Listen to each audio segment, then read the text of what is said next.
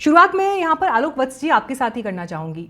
ये कैसी माफी है सर कि अगर मेरे बयान से किसी को दिक्कत हुई हो तो मैं माफी मांगता हूं, लेकिन लालू जी ने भी ऐसा कहा था वैसा कहा था।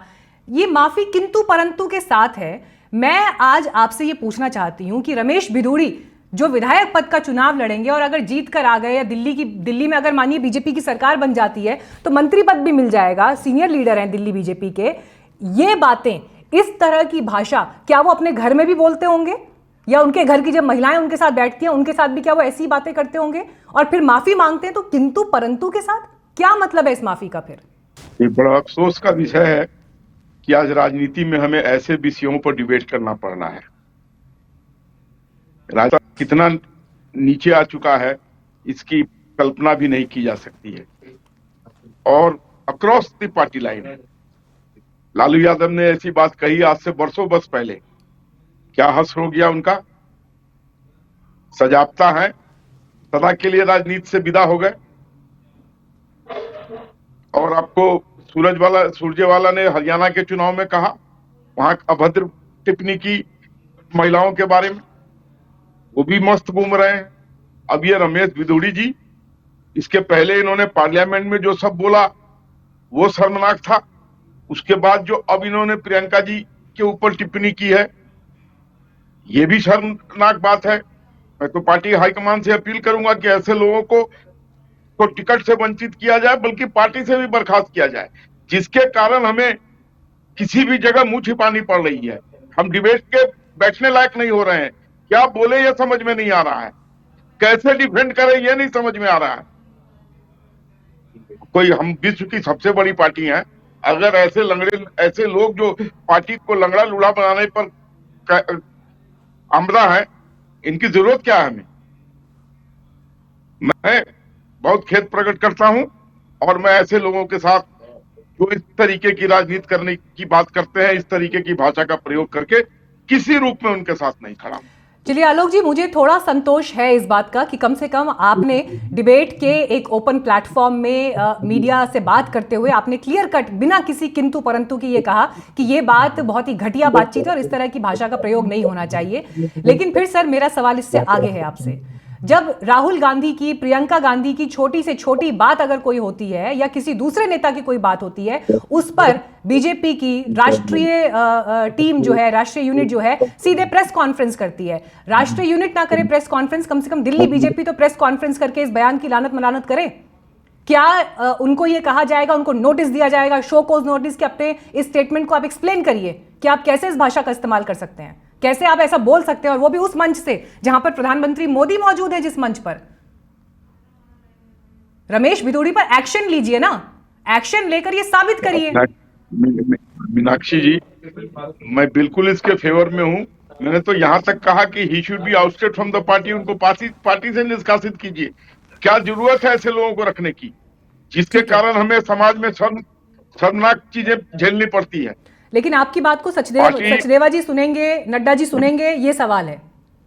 जिनको एक्शन लेना है, क्या वो इस बात को सुनेंगे या वो इसको गंभीरता से ले रहे हैं? अभी तक बीजेपी के किसी बड़े नेता का कोई बयान क्यों नहीं आया इस पर कि बिल्कुल इस तरह की भाषा बर्दाश्त नहीं की जाएगी?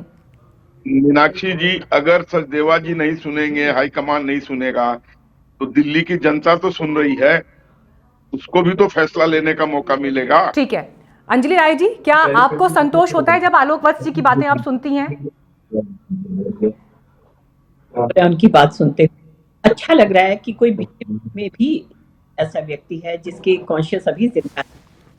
मीनाक्षी जी, ये हिंदुइज्म ज्यादा दावा करती है बीजेपी, और हमारे शास्त्रों में लिखा है यत्र नार्यस्तु पूज्यन्ते रमन्ते तत्र देवताः। लेकिन भारतीय जनता पार्टी, जो कि कुलदीप सेंगर की पार्टी है, स्वामी चिन्मयानंद की पार्टी है, ब्रिजभूषण की पार्टी है, इन्होंने राजनीति का स्तर इतना गिरा दिया है। और फिर गिरे भी क्यों नहीं, जहाँ प्रधानमंत्री खुद कहते हैं 50 करोड़ रुपए की गर्लफ्रेंड, तो फिर उनके जो ये नुमाइंदे हैं वो और क्या कहेंगे। और आपको याद होगा जब मणिपुर में महिलाओं को निर्वस्त्र करके और पब्लिकली उनका रेप किया गया था, उस समय मणिपुर के चीफ मिनिस्टर ने क्या कहा था? उन्होंने कहा था कि ऐसा तो होता ही रहता है, कोई ऐसी बड़ी बात नहीं है। तो इस तरह के नेता, और फिर यूपी के डेप्यूटी चीफ मिनिस्टर, उनका क्या बना था? Sitaji test tube ex MP Naresh Agrawal, उन्होंने क्या कहा था, विस्की में विष्णु बसे, रम में श्री राम, जिन में माता जानकी, ठर्रे में हनुमान। तो ऐसे लोगों से आप क्या एक्सपेक्ट कर सकते हैं। और ये जो, जहां तक विधूड़ी जी की बात है, इनको तो मैंने पर्सनली देखा है, मैं खुद एमएलए थी और ये भी मेरे साथ एमएलए थे दिल्ली की विधानसभा में। अपनी शर्ट को फाड़ देना, अब जो टेबल किए गए हैं कागज उनको फाड़ देना, 2 टुकड़े 4 टुकड़े कर देना, माइक को तोड़ देना, तो ये तो इनकी आम आदतें थी। और जो पार्लियामेंट में इन्होंने किया वो तो हद ही कर दी। इस तरह के बयान, इस तरह इन्होंने दानिश अली को क्या क्या नहीं कहा। मैं एक स्त्री होकर यहाँ पर वो बातें रिपीट भी नहीं कर सकती जो इन्होंने कहा। और अफसोसजनक बात यह है कि भारतीय जनता पार्टी ने वो सब बातें भुला दी। क्या इनके यहाँ पर इस बात को बुरा नहीं माना जाता कि महिलाओं की जो है इस तरह से बेइज्जती की जाए। और क्या यही कारण है कि जब भी हम महिलाओं के लिए कोई लेकर आते हैं योजनाएं, जब हमने फ्री बस यात्रा की बात की तो भी इन्होंने 2 साल विरोध किया। अब हम जब महिला योजना लेकर आए हैं, 100 रुपए देने की बात करते हैं, तब भी ये कभी हम पर इंक्वायरी देते हैं, कभी हमारे ही नोटिस दिलवाते हैं। तो ये मैं कहूंगी दिल्ली की जनता से कि इनको सबक सिखाया जाए। और भारतीय जनता पार्टी, सौरभ जी, मैं इसके बाद सुजाता जी के पास जाऊंगी, लेकिन सौरभ जी, जिस तरह से ये बातचीत पूरे चर्चा का विषय रही दिल्ली विधानसभा चुनाव के मद्देनजर अब, और इस पर अब चर्चाएं हो रही हैं, डिबेट हो रही है, डिस्कशंस हो रहे हैं, मैं आपसे ये जानना चाहती हूँ कि जिस अंदाज में रमेश भिदुड़ी ने माफी मांगी है, क्या आपको लगता है वो सीरियस है अपनी माफी के लिए? देखिए अभी आम आदमी पार्टी की प्रवक्ता अंजलि जी ने एक वाक्य कहा था, यत्र नारस्तु पूज्यते रमन्ते तत्र देवता। तो ये मैं बता दूं कि ये शास्त्रों में किस शास्त्र का, ये मनुस्मृति से लिया गया है। तो जिस मनुस्मृति को ये लोग गाली देते हैं, अच्छी बात है, अच्छी चीजें लेनी चाहिए मनुस्मृति से, पहली बात। दूसरी बात, देखिए मैं मानता हूं कि शब्दों की अपनी मर्यादा, शब्दों की गरिमा, भाषा की गरिमा होनी चाहिए। और जब हम सार्वजनिक जीवन में हैं तो हमारा ये नैतिक कर्तव्य बनता है कि हम जो अपने शब्दों को इस्तेमाल कर रहे हैं, वो शब्दों की इतनी मर्यादा होनी चाहिए कि कम से कम कोई महिला के बारे में बात कर रहे हैं तो अभद्र टिप्पणी ना करें।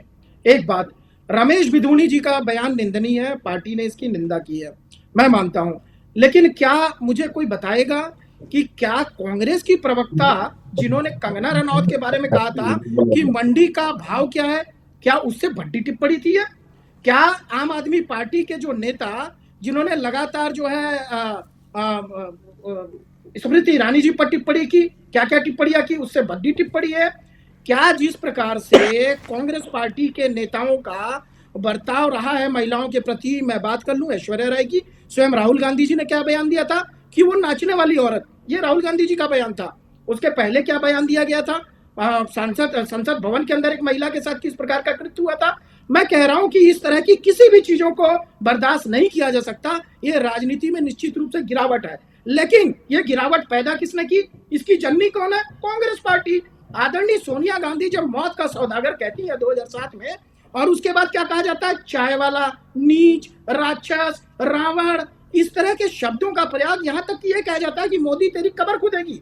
प्रधानमंत्री के लिए ऐसे शब्दों का प्रयोग करने वाली पार्टी आज नैतिकता का ज्ञान देगी? रमेश भिदुड़ी जी के शब्द गलत है, उसका कोई समर्थन नहीं करता, लेकिन अगर रमेश भिदुड़ी जी के शब्द गलत है तो ये जो आम आदमी पार्टी के नेता हैं, कांग्रेस पार्टी के नेता हैं, इनकी जो महिला की प्रवक्ता है, जिनको लगातार आपने सुना होगा इतनी बड़ी टिप्पणियां करती हैं, किसी को नाली का कीड़ा, किसी को गंदी नाली, क्या क्या नहीं बोलती हैं। क्या कांग्रेस पार्टी ने उनको अब तक बर्खास्त किया?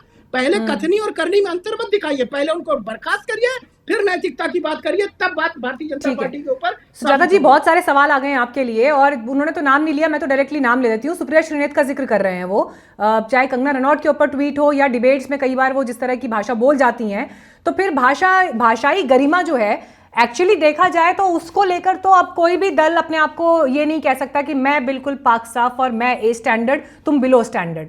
सबका वही हाल है, तो फिर किस आधार पर दूसरे की आलोचना होगी? जी, सबसे पहले अभी जो भारतीय जनता पार्टी की तरफ से प्रवक्ता बैठे हुए हैं, उनकी बात का मैं स्वागत करती हूं कि उन्होंने किसी बात को जस्टिफाई नहीं किया। और जब महिलाओं पर कोई भी अभद्र टिप्पणी हो और एक विश्लेषक के तौर पर कोई व्यक्ति बैठ जाए और उसको जस्टिफाई करने के लिए इधर उधर की बातें करने लगे तो उसकी मैं घोर भर्त्सना करती हूं। ऐसे व्यक्ति की भी मैं घोर भर्त्सना करती हूं। इन्हें शर्म आनी चाहिए।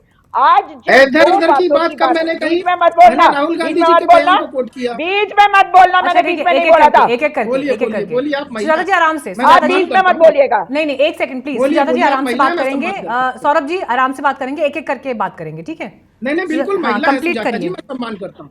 हाँ। मेरे समय में अगर ये बोलेंगे तो आप मुझे समय नहीं देंगी मीनाक्षी जी। मैं इसलिए निवेदन कर नहीं, रही हूँ आप कि इनको प्लीज चुप करा कंप्लीट के करिए, रखें। मैम आपको पूरा टाइम जी, दूंगी, आप कंप्लीट मीनाक्षी करिए। जी, मीनाक्षी जी, अगर एक बात बिल्कुल साफ है, अगर आज मेरे ऊपर कोई अभद्र टिप्पणी होगी तो मैं चाहूंगी कि उस विषय के बारे में बात करी जाए ताकि हम वहां से आगे बढ़े।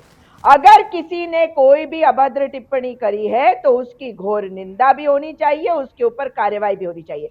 सुप्रिया श्रीनेत जी की इन्होंने बात करी तो इनको याद होना चाहिए कि उस वक्त उन्होंने सामने आके ये कहा भी कि भाई मेरी तरफ से ऐसी कोई बात कभी बोली नहीं जा सकती, और अगर ऐसा कुछ हुआ है तो उसके कारण उन्होंने बताए भी कि उनके आईडी को कई लोग इस्तेमाल करते हैं। अंदर जो कार्रवाई हुई होगी वो आपको बता के नहीं करी जाएगी, क्योंकि उसके बाद कभी ऐसा नहीं हुआ, और ना ही उन्होंने इस बात का सपोर्ट किया या कांग्रेस पार्टी के किसी भी व्यक्ति ने, कार्यकर्ता नेता ने उस बात का सपोर्ट किया जो कंगना रनौत जी के बारे में कहा गया। हमारे मतभेद हो सकते हैं लेकिन हम किसी का अपमान करने में विश्वास नहीं करते। अब आपने एक बात कही थी मीनाक्षी जी कि आजकल तो भाषा का स्तर क्या हो गया। भाषा के स्तर के बारे में जब हम बात करते हैं तो एक समय तक 2000 मैं मानती हूँ 2019-20 तक हम खुद ये सोचते थे कि इन बातों का जवाब किस प्रकार से दिया जाए,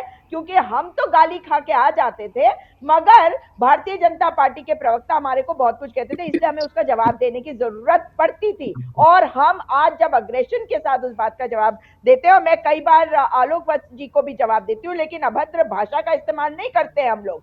लेकिन आज का जो विषय है, चाहे वो प्रियंका गांधी जी के बारे में रमेश भिदुड़ी ने जो अपशब्द कहे हैं या आतिशी सिंह के बारे में अपशब्द कहे हैं, उसकी भर्त्सना के साथ साथ ये भी बताया जाए कि ऐसे व्यक्ति को टिकट देने के लिए क्या भारतीय जनता पार्टी के ऊपर कोई दबाव था या यही ये चाहते थे, यही है इनकी मानसिकता।